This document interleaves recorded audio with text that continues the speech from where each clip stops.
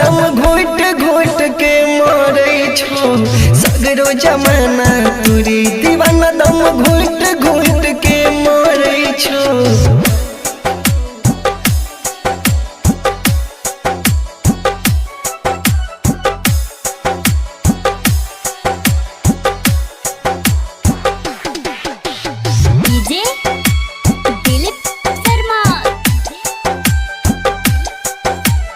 गोपालगंज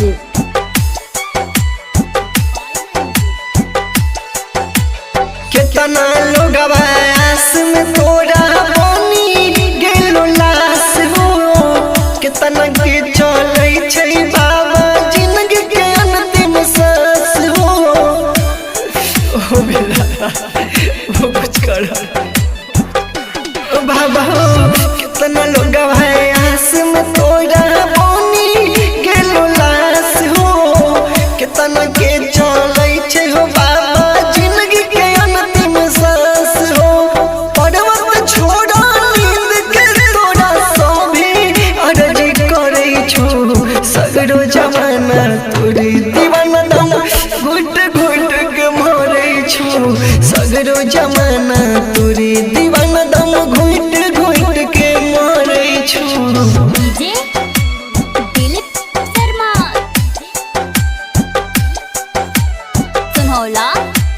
चंद्रभान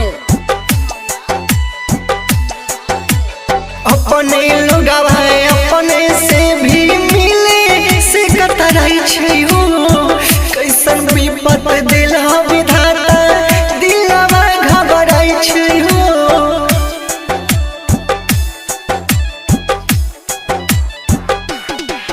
हाँ अपने लोग अपने से भी मिले से कतराई छै हो कैसन विपत पड़ल विधाता दिलवा अब घबराई छै हो। सबका के दिलवा अब हो बाबा धक धक करे छो सगरो जमाना तोरे दीवाना घोट घोट के मरे छो सगरो जमाना तोरे दीवाना दम घोट घोट के मरे छो।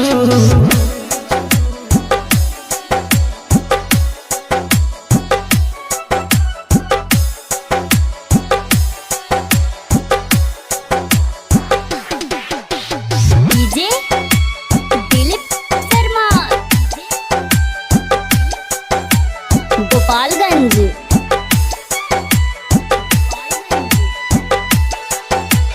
जिया तो नहीं भगता के आई तो सावन में जल ढारे हो राइटर पलाल कह के आई तो दुआरा बहारे हो।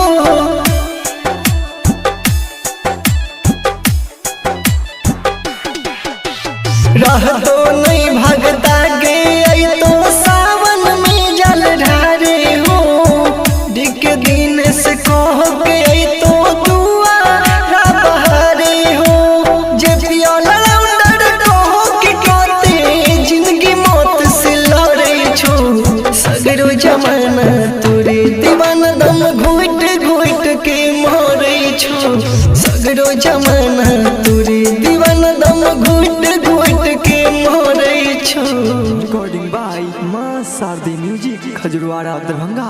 Producer allrounder JP Yadav.